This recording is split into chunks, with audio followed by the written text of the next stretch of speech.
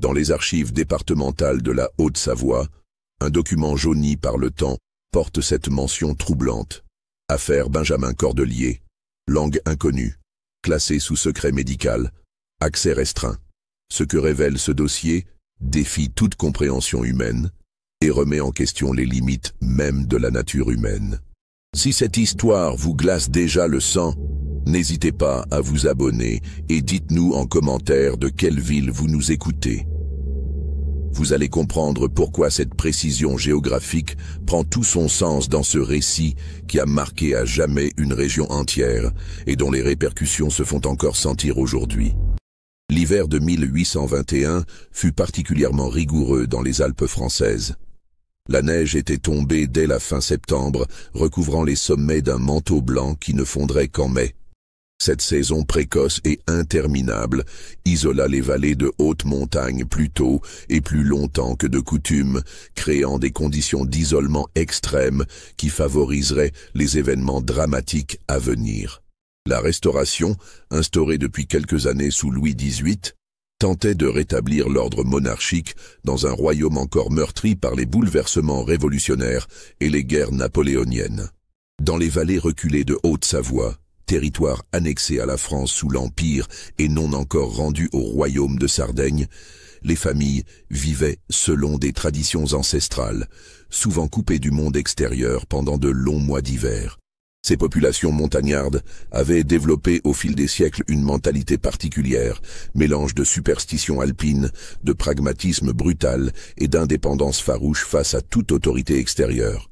C'est dans ce contexte géographique et social que le hameau de Val-des-Brumes, niché au creux d'une vallée glaciaire à plus de 1500 mètres d'altitude, abritait une vingtaine de familles. Ces montagnards robustes, descendants de bergers et de chasseurs établis là depuis le Moyen-Âge, vivaient principalement de l'élevage de chèvres et de moutons, de la chasse aux marmottes et aux chamois, et du commerce saisonnier de fromage avec les vallées inférieures. Les hivers duraient parfois 6 mois pleins, de novembre à avril, durant lesquels toute communication avec les autorités préfectorales d'Annecy devenait impossible. Les maisons du hameau, construites en pierre locale et bois de mélèze, s'accrochaient aux pentes selon une architecture traditionnelle parfaitement adaptée au climat rigoureux. Les étables occupaient le rez-de-chaussée, la chaleur animale réchauffant les pièces d'habitation situées à l'étage. Chaque famille possédait ses réserves de foin, de grains, de viande séchée et de fromages affinés, stocks vitaux pour traverser les mois d'isolement. L'entraide entre voisins était une règle de survie absolue, mais elle s'arrêtait aux frontières invisibles que chaque lignée montagnarde maintenait jalousement autour de ses secrets familiaux. La famille Cordelier occupait depuis des générations une ferme isolée, située à près d'1 heure de marche pénible du village, sur un replat rocheux que les habitants appelaient la Combe maudite, en raison des avalanches récurrentes qui y descendaient certains hivers. La bâtisse, plus ancienne et plus massive que les autres constructions de la vallée, avait été édifiée au XVIe siècle par un ancêtre dont la mémoire s'était perdue dans les brumes du temps. Ses murs épais de pierre brute, percés de rares fenêtres étroites, lui donnaient l'aspect d'une petite forteresse plutôt que d'une simple ferme d'élevage. Étienne Cordelier, homme taciturne d'une 50aine d'années, aux cheveux prématurément gris et au regard perpétuellement fuyant, y vivait avec sa femme Marguerite et leurs 5 enfants. Alphonse, l'aîné de 16 ans, Marie-Claire, 14 ans, les jumeaux Jacques et Joseph, âgés de 13 ans, et Benjamin, le cadet de 12 ans. Les voisins les décrivaient comme une famille discrète, presque recluse, qui descendait rarement au village, même pendant les mois d'été où les chemins demeuraient praticables. Leurs visites se limitaient aux strictes nécessités: acheter du sel-gemme, de la farine de seigle, et parfois échanger quelques peaux de bêtes contre des outils ou des tissus. Marguerite Cordelier, femme effacée d'une 40aine d'années, accompagnait parfois son époux lors de ses rares descentes au village, mais elle restait invariablement silencieuse, la tête couverte d'un châle sombre qui dissimulait une grande partie de son visage. Les commerçants du bourg se souvenaient de ses yeux étrangement vides, comme ceux d'une personne qui aurait perdu depuis longtemps l'habitude de communiquer avec autrui. Les enfants, eux, n'étaient presque jamais vus en public. Et quand cela arrivait, ils demeuraient groupés derrière leurs parents, échangeant entre eux des regards et des chuchotements que personne ne parvenait à saisir clairement. Le docteur Henri Beaumont, médecin cantonal fraîchement nommé par l'administration préfectorale, s'était installé à Annecy en 1820. Âgé de 32 ans, formé à la prestigieuse faculté de médecine de Paris sous l'égide des maîtres de l'école anatomique française, il représentait cette nouvelle génération de praticiens éclairés par les découvertes récentes en anatomie, physiologie et aliénisme. Grand, mince, au visage intelligent marqué par une curiosité scientifique permanente, Beaumont avait choisi ce poste provincial dans l'espoir d'échapper à l'agitation parisienne et de pouvoir se consacrer à ses recherches personnelles sur les maladies mentales. Ses carnets personnels, méticuleusement tenus et conservés dans sa descendance jusqu'à nos jours, témoignent de son approche méthodique et de sa fascination pour les cas extraordinaires qui sortaient des cadres médicaux établis. Beaumont était un homme de son époque, partagé entre les superstitions héritées du passé et l'esprit rationnel des Lumières, mais doté d'une intégrité intellectuelle qui l'empêchait de fermer les yeux sur les faits, même les plus dérangeants. Cette qualité allait s'avérer cruciale dans l'affaire qui s'annonçait. Le 15 mars 1821, les conditions météorologiques connurent un radoucissement temporaire qui permit à Claude Raymond, chasseur expérimenté âgé de 45 ans, de tenter une sortie vers les alpages pour vérifier l'état de ses pièges à marmottes. Raymond, homme méticuleux qui connaissait la montagne comme sa poche, avait l'habitude de ces reconnaissances de fin d'hiver qui lui permettaient d'évaluer les dégâts de la saison froide et de préparer la saison de chasse du printemps. En remontant le sentier escarpé qui menait vers la combe maudite, il découvrit des traces troublantes dans la neige encore épaisse. Près de la ferme Cordelier, la surface immaculée portait des empreintes étranges, ni entièrement humaines, ni tout à fait animales, qui semblaient aller et venir de la bâtisse vers les bois environnants selon un parcours erratique et incompréhensible. Plus troublante encore, une fumée épaisse et persistante s'échappait de la cheminée de pierre depuis plusieurs jours, comme en témoignaient les dépôts de suie noirâtre accumulés sur la neige alentour. Mais aucun membre de la famille n'avait été aperçu aux alentours depuis des semaines. Raymond, habitué aux signes subtils de la vie montagnarde, remarqua immédiatement plusieurs anomalies inquiétantes. D'abord, aucune trace ne menait vers l'étable où les cordeliers gardaient ordinairement leurs chèvres et leurs moutons. Ensuite, la fumée qui s'élevait de la cheminée avait une couleur et une densité anormales, tirant vers le jaune-brun plutôt que le gris habituel des feux de bois. Enfin, et c'est ce qui alarma le plus le chasseur expérimenté, ces deux chiens de chasse, des bâtards de bergers particulièrement courageux et habitués aux odeurs sauvages de la montagne, refusaient absolument de s'approcher de la bâtisse. Les animaux, d'ordinaire obéissants et téméraires, gémissaient plaintivement et tiraient sur leurs laisses pour s'enfuir en direction opposée, les oreilles couchées et la queue entre les pattes. Leur comportement trahissait une terreur instinctive que Raymond n'avait jamais observée auparavant, même face aux ours ou aux loups qui hantaient encore occasionnellement ces montagnes. Cette réaction animale éveilla chez le chasseur un malaise profond, une angoisse primitive que tous les montagnards apprennent à respecter comme un signal d'alarme fiable. En s'approchant davantage de la demeure, Raymond fut assailli par une odeur qui lui souleva le cœur. Ce n'était pas l'arôme familier d'un feu de bois ordinaire, mélange de résine et de fumée claire, mais quelque chose de plus lourd, de plus écœurant, qui portait des notes sucrées et putrides, impossibles à identifier précisément. L'odeur évoquait vaguement celle de la viande grillée, mais déformée par des nuances repoussantes qui la rendaient profondément dérangeante. Par moments, le vent portait des bouffées encore plus fortes qui forçaient le chasseur à respirer par la bouche pour ne pas vomir. Les fenêtres de la ferme, habituellement éclairées par la lueur chaude des lampes à huile pendant les longues soirées d'hiver, demeuraient obstinément sombres malgré l'approche du crépuscule. Cette obscurité contrastait étrangement avec la fumée abondante qui continuait de s'échapper du conduit de cheminée, suggérant une activité intense à l'intérieur de la maison. Raymond remarqua également que les volets de bois, normalement entrouvert pour laisser filtrer un peu de lumière même par grand froid, était hermétiquement clos, comme si les occupants cherchaient à dissimuler totalement leurs activités. Inquiet et de plus en plus mal à l'aise, Raymond tenta d'appeler pour signaler sa présence, selon l'usage montagnard qui voulait qu'on annonce toujours son arrivée chez des voisins isolés. Ces appels répétés « Ohé de la maison, Cordelier !» résonnèrent sinistrement dans l'air glacé sans recevoir la moindre réponse.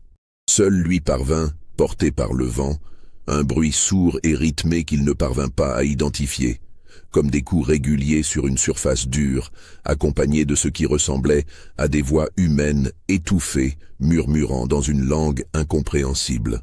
Cette découverte acheva de convaincre le chasseur que quelque chose d'anormal se déroulait dans la ferme Cordelier.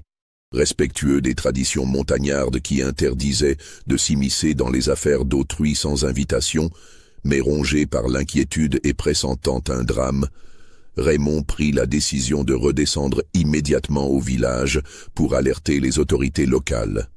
Le trajet de retour, effectué dans la lumière déclinante du jour, lui parut interminable, hanté qu'il était par les images et les odeurs troublantes découvertes à la combe maudite. Arrivé au hameau alors que la nuit tombait, Raymond se dirigea directement vers la maison du maire, François Delacroix, homme respecté de 60 ans qui dirigeait la petite communauté avec sagesse depuis plus de 2 décennies. Delacroix, ancien soldat de l'Empire reconverti dans l'élevage, possédait cette autorité naturelle des hommes qui ont vu du pays et affronté des situations difficiles. Il écouta le rapport de Raymond avec une attention grave, posant des questions précises qui révélaient son expérience des crises et des urgences. Après avoir pesé les éléments rapportés par le chasseur, Delacroix prit la décision d'organiser immédiatement une expédition de secours. Il rassembla rapidement 3 autres hommes du village. André Blanc, le forgeron, solide gaillard de 40 ans réputé pour son courage. Pierre Morel, berger de 50 ans qui connaissait parfaitement les moindres recoins de la vallée, et Jean-Baptiste Favre, jeune homme de 25 ans, fils du meunier, choisi pour sa vigueur et sa connaissance des premiers secours. Chacun se munir de lanternes, de cordes et des outils nécessaires pour forcer une entrée si besoin. L'expédition de secours quitta le village à la lueur des torches, progressant péniblement dans la neige durcie par le gel nocturne. Le trajet jusqu'à la combe maudite, déjà difficile en plein jour, devint un véritable parcours du combattant dans l'obscurité. Les hommes avançaient en file indienne, suivant les traces laissées par Raymond quelques heures plus tôt, leur respiration formant des nuages de vapeur dans l'air glacé. À mesure qu'ils approchaient de la ferme Cordelier, l'atmosphère se chargeait d'une tension palpable. L'odeur étrange signalée par le chasseur se faisait plus prégnante, accompagnée maintenant d'un silence absolu qui contrastait avec les bruits nocturnes habituels de la montagne. Même les chouettes et les renards semblaient avoir déserté ce secteur, créant un vide sonore oppressant qui mettait les nerfs des sauveteurs à rude épreuve. Arrivés devant la bâtisse vers 10 heures du soir, ils découvrirent un spectacle qui les figea d'effroi. La porte d'entrée, massive pièce de chêne renforcée de ferrures qui résistait ordinairement aux pires intempéries, pendait lamentablement sur ses gonds, battant doucement dans le vent glacé avec un grincement lugubre. Les battants de bois, fendillés et éclatés par endroits, portaient des traces de violence qui suggéraient une lutte acharnée. Delacroix fit signe à ses hommes de demeurer sur leur garde avant de pousser complètement la porte défoncée. L'intérieur de la ferme s'ouvrit devant eux comme la gueule béante d'un cauchemar. Leurs lanternes éclairaient un chaos indescriptible. Les meubles de bois massif étaient renversés et brisés. La vaisselle de terre cuite gisait en morceaux sur le sol dallé de pierre. Les affaires personnelles de la famille jonchaient toutes les pièces, comme après un ouragan dévastateur. Mais ce qui frappa le plus les sauveteurs fut l'odeur épouvantable qui régnait dans la maison. Plus forte et plus écœurante encore qu'à l'extérieur, elle évoquait irrésistiblement celle de la chair en décomposition mêlée à des relents de graisse brûlée et à des parfums indéfinissables qui soulevaient le cœur. André Blanc, le forgeron pourtant habitué aux odeurs fortes de son métier, fut pris de nausées et dut sortir précipitamment pour vomir dans la neige. L'exploration systématique des pièces révéla une absence totale des occupants habituels. Dans la chambre des parents, les draps étaient arrachés et tachés de substances brunâtres séchées. La chambre des enfants présentait le même désordre, avec des vêtements déchirés, éparpillés et des traces de lutte sur les murs blanchis à la chaux. La cuisine, cœur traditionnel de toute maison montagnarde, offrait le spectacle le plus troublant. Les ustensiles de cuisson étaient dispersés, certains tordus ou cassés, et de larges taches sombres maculaient la table de bois et le sol de terre battue. C'est dans l'étable attenante, séparée de l'habitation principale par une cloison de planches, qu'ils firent la découverte qui allait hanter leur nuit pour le restant de leur jour. Recroquevillés dans un coin sombre, sous une pile de couvertures crasseuses qui puaient l'urine et les excréments, ils trouvèrent Benjamin, le plus jeune fils cordelier. L'enfant était dans un état physique épouvantable, qui témoignait de semaines, peut-être de mois d'abandon et de négligence extrême. Son corps décharné ne pesait probablement plus que la moitié de son poids normal, la peau tendue sur les os saillants comme un parchemin jaunâtre. Ses cheveux, autrefois châtain clair, étaient devenus une masse emmêlée et poisseuse de crasse et de débris végétaux. Ses ongles, longs comme des griffes d'animal sauvage, étaient noirs de saleté incrustés et cassés par endroits. Mais c'était surtout le regard de Benjamin qui glaça d'effroi les sauveteurs. Ses yeux, enfoncés dans leurs orbites creusées par la malnutrition, brillaient d'une lueur étrange et sauvage qui ne rappelait plus rien de l'intelligence humaine normale. Quand la lumière des lanternes l'éclaira, l'enfant ne cligna même pas des paupières, fixant les intrus avec une intensité animale qui mettait profondément mal à l'aise. C'est au moment où Delacroix s'approcha pour tenter d'établir un contact que se produisit l'événement le plus troublant de cette nuit dramatique. Benjamin ouvrit la bouche et commença à parler, mais les sons qui sortirent de sa gorge ne ressemblaient à rien de ce que les montagnards avaient jamais entendu auparavant. Ce n'était ni français, ni patois savoyard, ni aucun dialecte alpin connu. L'enfant émettait une suite de syllabes gutturales, de claquements de langue, de grognements sourds et de sifflements qui semblaient pourtant organisés selon une logique linguistique précise. Ces phrases avaient une intonation, un rythme, des pauses qui évoquaient un véritable langage structuré, mais totalement incompréhensible. Plus troublant encore, les yeux de Benjamin brillaient d'une lueur d'intelligence intense lorsqu'il s'exprimait dans cette langue mystérieuse. Il gesticulait avec frénésie, montrant tantôt l'intérieur de la ferme dévastée, tantôt les montagnes environnantes visibles par la porte ouverte, répétant inlassablement certaines séquences sonores avec des variations d'intonation qui suggéraient des nuances de sens sophistiquées. Face à l'incompréhension manifeste de ses interlocuteurs, Benjamin s'agitait de plus en plus, sa voix montant dans les aigus jusqu'à devenir presque un cri. Il se levait, retombait, rampait vers les sauveteurs en tendant ses mains décharnées, puis reculait brusquement comme s'il était effrayé par ses propres gestes. Ses explications devenaient de plus en plus véhémentes, ponctuées de gestes impératifs vers différents points de la ferme, comme s'il essayait désespérément de leur faire comprendre quelque chose d'une importance vitale. Quand Delacroix tenta de le calmer en lui parlant doucement en français, puis en patois local, Benjamin parut comprendre parfaitement ce qu'on lui disait, mais il répondit invariablement dans sa langue incompréhensible, avec des expressions de frustration croissante qui frisaient la rage. Il était évident que l'enfant possédait toutes ses facultés intellectuelles, mais qu'il était devenu incapable, ou refusait, de s'exprimer autrement que dans cet idiome mystérieux. La tentative d'évacuation de Benjamin se révéla extrêmement difficile. L'enfant résistait violemment à tout contact physique, griffant et mordant quiconque essayait de l'approcher. Ses morsures étaient particulièrement sauvages, profondes et précises, comme s'il cherchait instinctivement les artères et les points vitaux.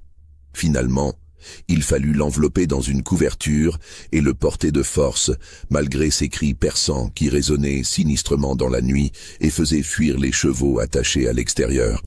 Si ces premiers éléments vous donnent des frissons, et que vous commencez à imaginer ce qui a pu arriver à cette famille, n'hésitez pas à liker cette vidéo et dites-nous en commentaire ce que vous pensez de cette langue mystérieuse parlée par Benjamin.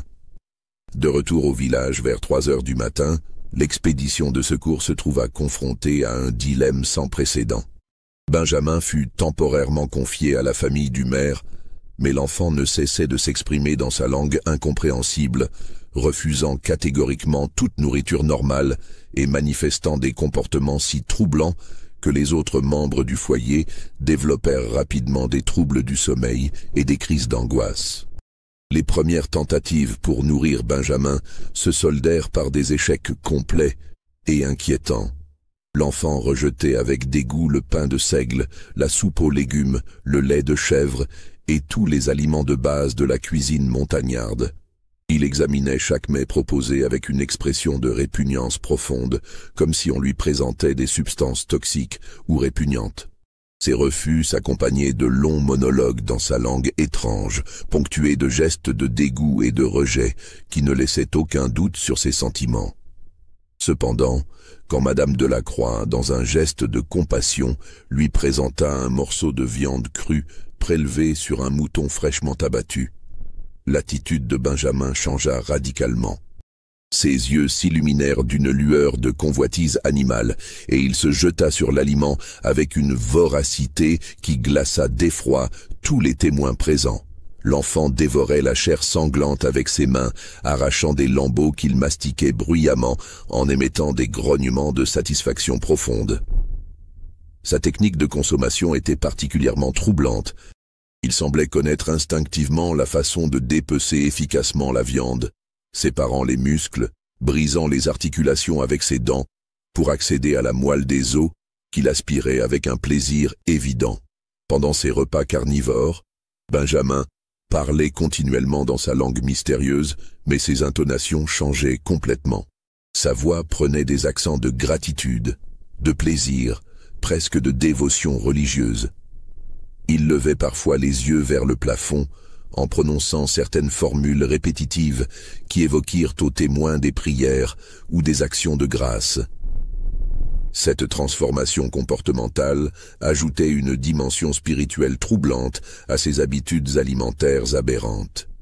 Les nuits constituaient un véritable calvaire pour la famille d'accueil. Benjamin ne dormait que par courts intervalles de 1 à 2 heures, passant la majeure partie de la nuit à arpenter sa chambre en conversant avec des interlocuteurs invisibles. Ses monologues nocturnes prenaient toutes les gammes d'émotions. Supplications plaintives, colère véhémente, négociations apparentes, récits détaillés qui duraient parfois des heures entières. Plus troublant encore, l'enfant semblait suivre des rituels précis pendant ses veillées nocturnes.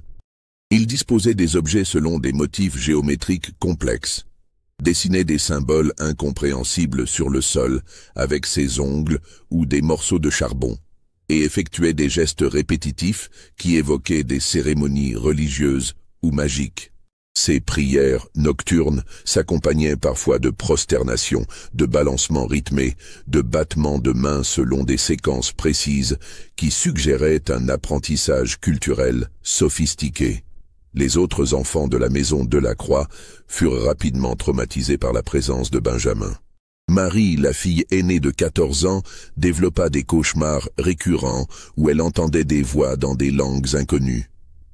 Paul et Antoine, les 2 garçons de 10 et 12 ans, refusaient de rester seuls dans la même pièce que l'enfant sauvage, prétendant qu'il les regardait comme de la nourriture.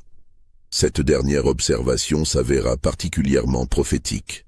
Benjamin manifestait effectivement un intérêt dérangeant pour les autres enfants, mais pas selon les modalités normales de la curiosité ou du jeu. Il les observait avec une attention soutenue et troublante, détaillant leur corps avec un regard évaluateur qui évoquait celui d'un boucher examinant une carcasse.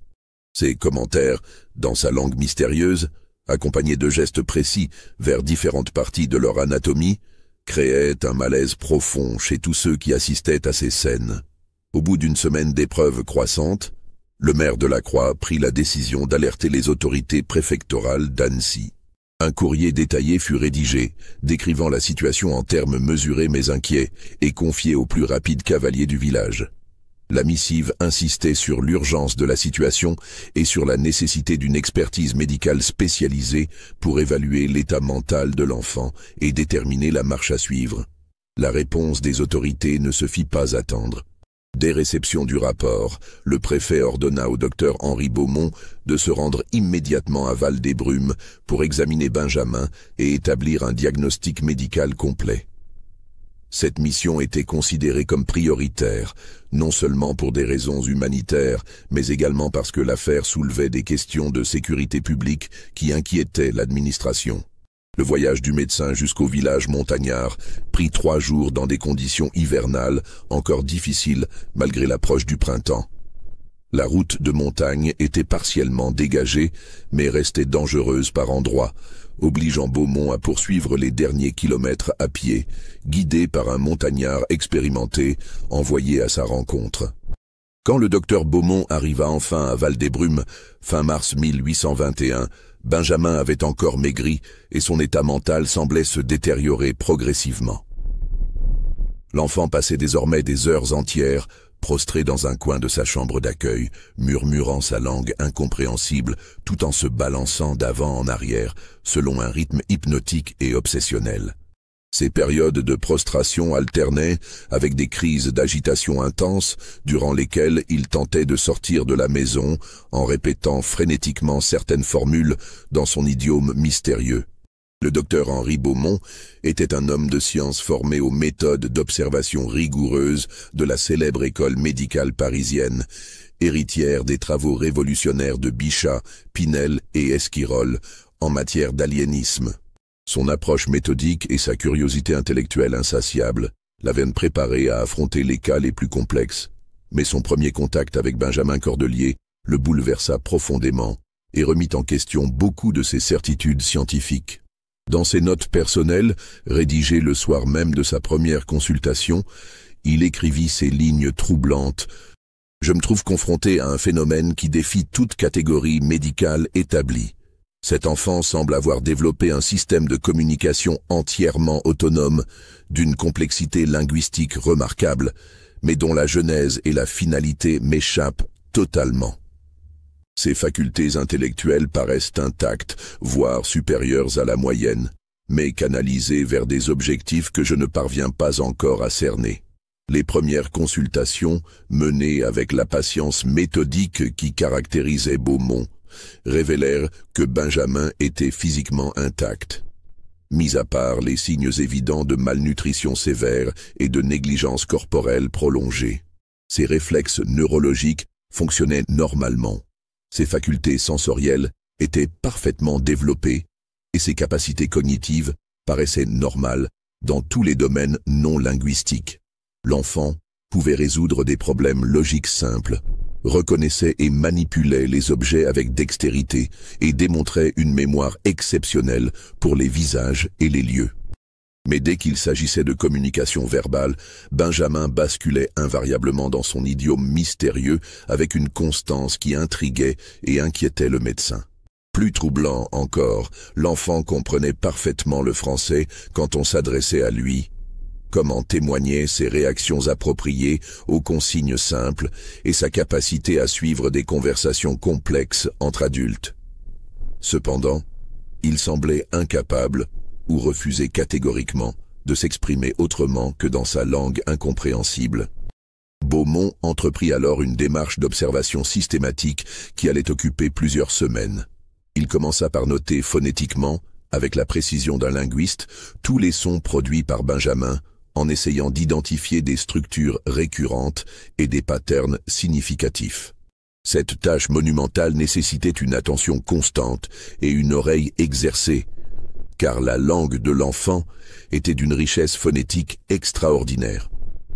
Très rapidement, le médecin constata que certaines séquences sonores revenaient systématiquement dans des contextes similaires, suggérant un véritable vocabulaire structuré.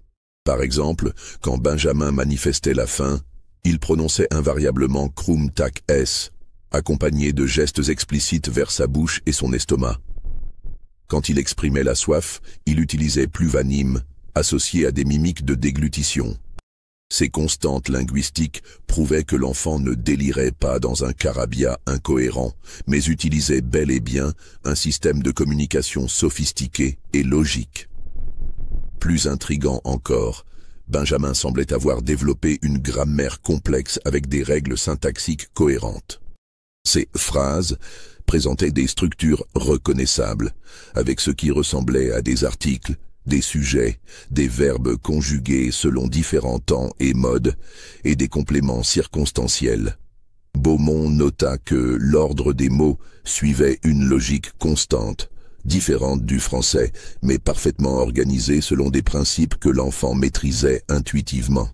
Quand Benjamin désignait des objets, il utilisait toujours la même racine sonore de base, suivie de variations qui semblaient indiquer des nuances précises: taille, couleur, texture, fonction, état de conservation.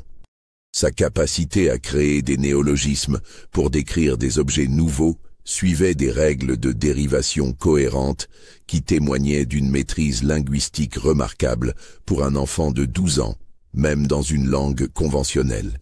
Au bout de plusieurs jours d'observation minutieuse, Beaumont commença à établir un rudimentaire dictionnaire de cette langue mystérieuse.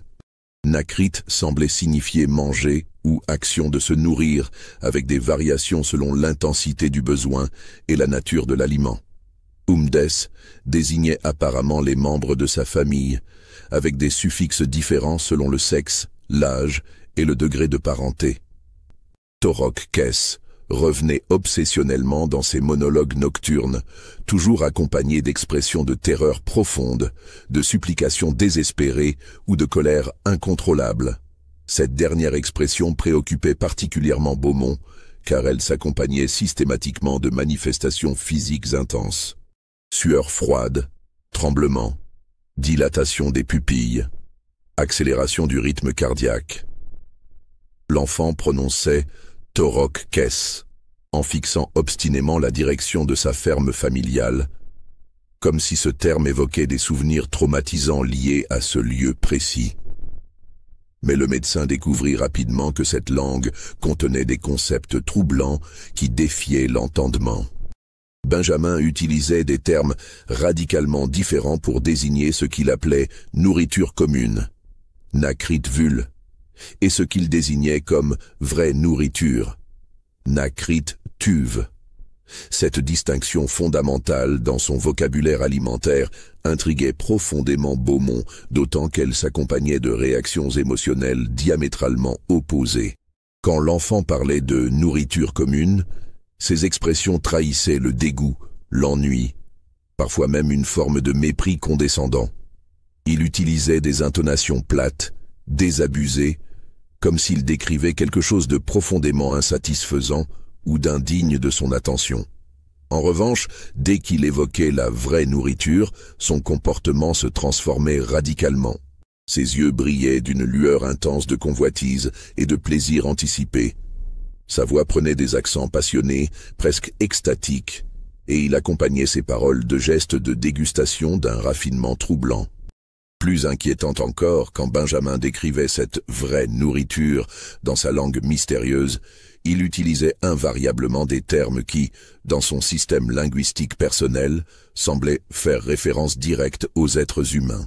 Beaumont nota avec un malaise croissant que l'enfant employait les mêmes racines verbales pour désigner les personnes et pour décrire ses aliments favoris, établissant des connexions linguistiques qui glaçaient le sang. L'enfant possédait un vocabulaire d'une précision troublante pour classifier les êtres humains selon des critères qui évoquaient irrésistiblement des catégories culinaires. Il distinguait yes, les hommes adultes, yes, les femmes, yes, les enfants, avec des subdivisions encore plus fines selon l'âge, petit nouve pour les très jeunes enfants, petit grave pour les adolescents, la corpulence, yes gros, yes maigre, et même l'état de santé, yes fort, yes malade. Cette taxonomie humaine, dans la langue de Benjamin, présentait des parallèles troublants avec les classifications que pourrait établir un boucher évaluant différents types de viande. L'enfant semblait posséder des notions précises sur les qualités gustatives supposées de chaque catégorie, exprimant des préférences marquées qui variaient selon des critères organoleptiques sophistiqués. Ces dessins compulsifs, réalisés sur tout support disponible avec une obsession maniaque, confirmaient ses soupçons terrifiants. Benjamin représentait invariablement des silhouettes humaines, mais traitées selon une perspective qui évoquait davantage l'anatomie de boucherie que l'art figuratif traditionnel. Ces personnages étaient systématiquement démembrés, suspendus dans des positions qui rappelaient l'abattage animal, ou représentés selon des coupes anatomiques d'une précision troublante pour un enfant de son âge. Quand Beaumont lui présentait ses dessins en lui demandant des explications, Benjamin s'animait immédiatement et commençait de longues conférences dans sa langue, pointant différentes parties des corps représentés en utilisant une terminologie spécialisée qui évoquait des techniques culinaires avancées. L'enfant semblait posséder des connaissances détaillées sur la découpe, la préparation, les modes de cuisson, et même les assaisonnements appropriés à chaque morceau humain. Ces révélations horrifiantes amenèrent Beaumont à reconsidérer entièrement sa compréhension du cas. Il ne s'agissait plus seulement d'un enfant traumatisé par la disparition de sa famille, mais d'un être humain qui avait été systématiquement conditionné à considérer l'anthropophagie comme normale, voire supérieure aux pratiques alimentaires conventionnelles. Pendant que Beaumont approfondissait son étude de Benjamin, une enquête parallèle menée par les gendarmes d'Annecy révélait des éléments de plus en plus troublants sur l'histoire de la famille Cordelier et sur les circonstances de leur disparition mystérieuse.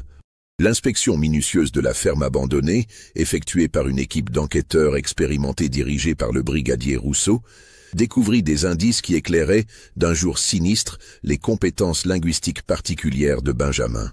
La cave de la maison, initialement négligée lors de la première visite de secours, révéla des aménagements qui glacèrent le sang des inspecteurs les plus endurcis. L'espace souterrain avait été méthodiquement transformé en ce qui ressemblait à un atelier de boucherie clandestine d'une sophistication troublante. Des crochets de fer forgé, manifestement fabriqués sur mesure, étaient scellés dans les poutres du plafond selon une disposition géométrique précise qui optimisait l'utilisation de l'espace. Le sol de terre battue avait été soigneusement creusé de rigoles convergentes qui menaient vers un point central, équipé d'une grille d'évacuation en bronze, dispositif d'ingénierie hydraulique remarquablement conçu pour évacuer les liquides. Les murs de pierre brute portaient des traces de sang séché impossibles à dater avec précision, mais dont la quantité et la répartition suggéraient une utilisation répétée sur une longue période. Plus troublant encore, ces traces présentaient des patterns de projection qui indiquaient des techniques de découpe particulières, différentes de celles utilisées pour l'abattage traditionnel du bétail. Le sol de la cave était jonché d'ossements qui furent d'abord attribués à des animaux d'élevage, mais leur examen approfondi révéla des anomalies préoccupantes. Les os avaient été sciés et cassés selon des méthodes qui ne correspondaient à aucune pratique de boucherie connue dans la région. Certaines marques de dents sur les surfaces osseuses suggéraient un rongement systématique, comme si les os avaient été soigneusement nettoyés de toute trace de chair et de moelle. Dans un recoin sombre de cette cave macabre, dissimulée derrière un amas de vieux outils agricoles, les enquêteurs découvrirent un cahier relié de cuir noir qui allait révéler la véritable dimension de l'horreur. Ce document, rédigé d'une écriture soignée mais parfois tremblante, constituait une sorte de journal intime tenu par un membre de la famille Cordelier. Probablement Étienne lui-même, à en juger par le style et les références personnelles. Les premières pages de ce carnet maudit contenaient des recettes de cuisine apparemment normales. Préparation de gibier, conservation de viande, techniques de fumage traditionnelles de la région alpine. Mais au fil des pages, les ingrédients et les méthodes de préparation devenaient progressivement plus étranges, plus inquiétants, plus éloignés des pratiques culinaires conventionnelles. Vers le milieu du carnet, les recettes prenaient une dimension franchement troublante. L'auteur décrivait des préparations spéciales, nécessitant des ingrédients qu'il ne nommait jamais directement, utilisant un code euphémique transparent pour quiconque lisait attentivement. Les agneaux de printemps et veaux de lait du début cédaient progressivement la place à des viandes tendres et des morceaux de choix aux caractéristiques suspectes. Les dernières entrées du carnet, datées de l'hiver précédant la découverte de Benjamin, révélaient explicitement la véritable nature de ces recettes familiales.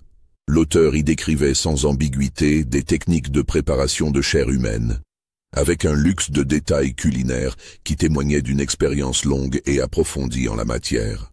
Une phrase en particulier marqua profondément les enquêteurs et le médecin. « Les petits doivent apprendre tôt les vraies saveurs de la vie. » Benjamin montre des dispositions remarquables pour l'art familial. Il comprend maintenant parfaitement la différence entre la nourriture commune du vulgaire et la vraie sustentation des élus.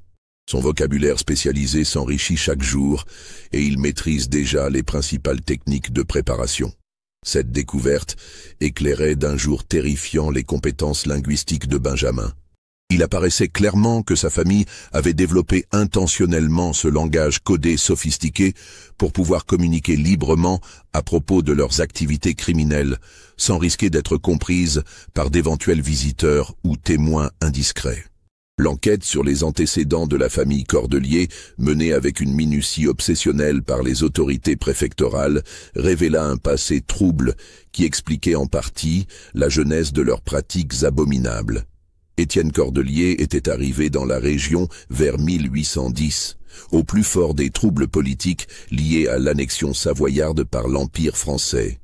Il prétendait fuir les persécutions révolutionnaires, histoire plausible à une époque où de nombreux réfugiés politiques cherchaient asile dans les vallées alpines reculées. Cependant, personne n'avait jamais pu vérifier précisément ses origines géographiques ou sociales.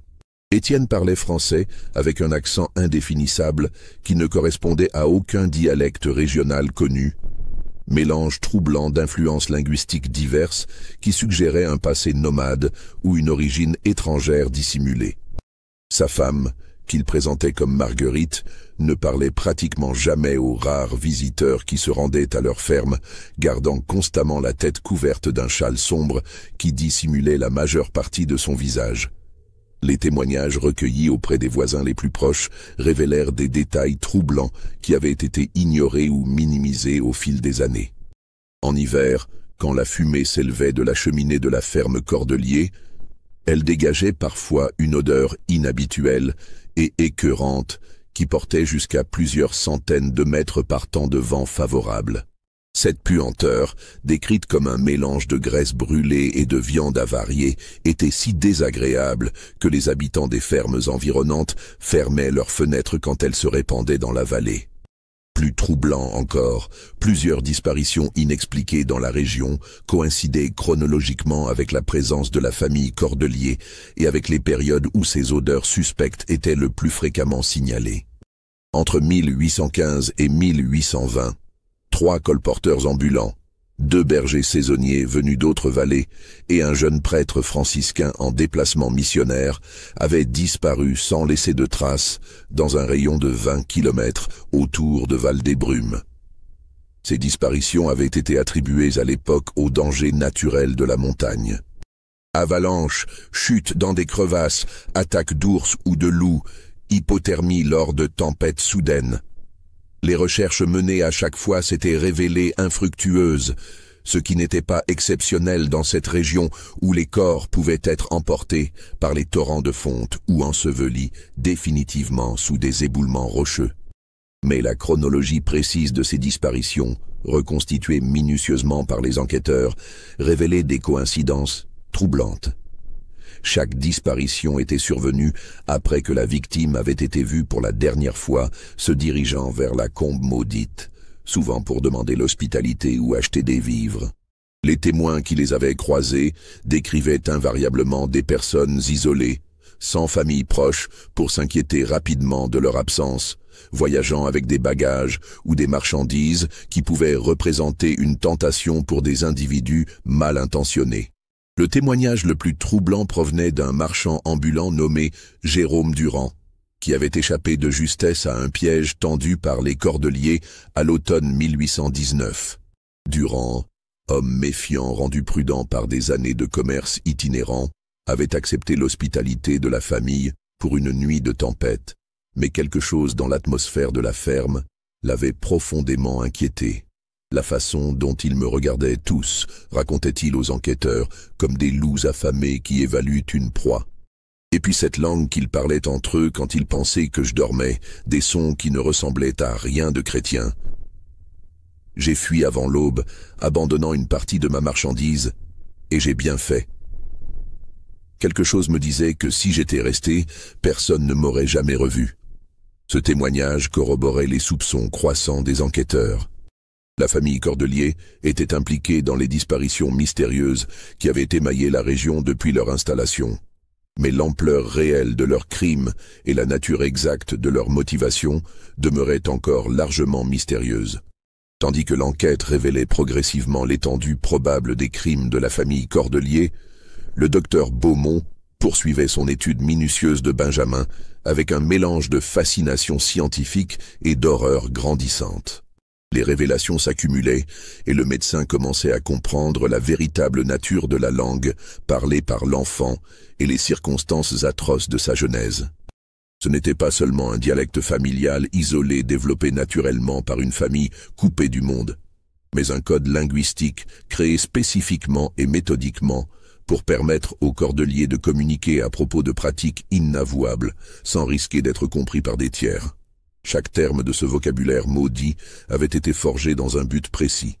Dissimuler, planifier, célébrer des actes qui défiaient l'humanité. En croisant ces observations linguistiques avec les découvertes macabres faites dans la ferme, Beaumont établit des connexions terrifiantes entre les mots et les actes. Le terme « torok-kess » que Benjamin répétait obsessionnellement dans ses cauchemars nocturnes correspondait, selon toute évidence, à un rituel spécifique lié à la capture et à la préparation des victimes. Quand l'enfant prononçait ce mot, il mimait invariablement des gestes de ligotage, de découpe anatomique et de préparation culinaire, tout en montrant des expressions d'excitation morbide mêlées de terreur rétrospective. Plus horrible encore, Benjamin semblait posséder un vocabulaire détaillé pour classifier les êtres humains selon des critères exclusivement culinaires. Il distinguait tuve gros, homme gras, femme tuve jeune femme, petit tuve tendre, enfant tendre, avec des nuances qui témoignaient d'une expérience pratique dans l'évaluation gastronomique de chair humaine. Ses connaissances anatomiques, révélées par ses dessins obsessionnels et ses explications gestuelles, atteignaient un niveau de précision troublant qui ne pouvait résulter que d'une participation active aux activités familiales. Le médecin réalisa avec une horreur croissante que Benjamin n'était pas seulement un témoin traumatisé des crimes de sa famille, mais un participant éduqué et enthousiaste. L'enfant avait été méthodiquement conditionné depuis son plus jeune âge dans une culture familiale où l'anthropophagie était non seulement acceptée, mais considérée comme une forme supérieure d'alimentation réservée aux élus capables de dépasser les préjugés du vulgaire. Cette révélation expliquait le refus obstiné et dégoûté de Benjamin face à toute nourriture normale. Pour lui, éduqué dans ce système de valeurs perverti depuis sa naissance, la vraie nourriture était exclusivement constituée de chair humaine, préparée selon les techniques familiales traditionnelles. Ces habitudes alimentaires aberrantes n'étaient pas le résultat d'un traumatisme récent ou d'un trouble mental, mais d'un conditionnement éducatif délibéré et systématique. Beaumont découvrit également que la langue de Benjamin contenait des éléments rituels et religieux complexes qui suggéraient une véritable théologie cannibale élaborée par la famille au fil des générations. Certaines de ces prières nocturnes semblaient être des invocations liées aux repas anthropophages, des actions de grâce adressées à des divinités obscures qui bénissaient la chasse humaine et sanctifiaient la consommation de chair de leurs semblables.